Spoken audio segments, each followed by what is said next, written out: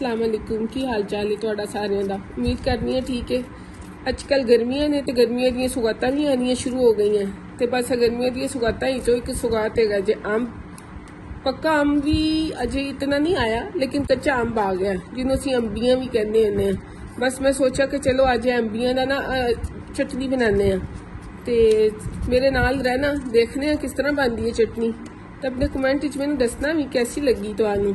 चलो नाल रवो फिर अगे दसनी है। इत्थे मैं अंब कट के धो लिते ने तो बस हुण मैं पकन वास्ते रखांगी। दूसरी साइड ते मैं देचकी चुल्हे ते रख दी है। हुण अंब मैं पावांगी देचकी दे विच ते उस तो बाद ना तकरीबन मैं इहदे 2 कप पानी पा देवांगी। 2 कप पानी पा के पकन वास्ते रखांगी ते उहदे नाल इहदे पावांगी चीनी। चीनी तकरीबन तुसी ना इहदे विच आधा कप पाओगे। मैं अंदाजे नाल चीनी पा रही हाँ लेकिन तुसी आधा कप चीनी पा देना। चीनी पा के उस तो बाद पकन रख देना। यह पै गई जे चीनी। ਇਹ देखो जी अंब गल गया ਇਹਦਾ सारा गुद्दा ਜਿਹੜਾ ਹੈਗਾ ਨਾ नरम हो गया तो बस ਹੁਣ मैं मदाना लवांगी ਤੇ ਇਹਦੇ ਨਾਲ ਇਹਨੂੰ ਪੀਸ ਦਵਾਂਗੀ अच्छी तरह ਤੇ ਨਾਲ ਇਹਦੇ ਵਿੱਚ काली मिर्च पा ਦਾਂਗੀ आधी चम्मच।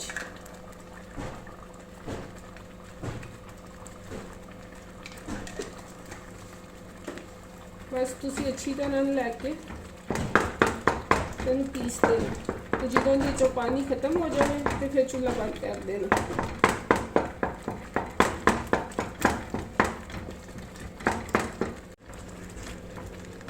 मेरी चटनी हो गई जो तैयार है देख लो।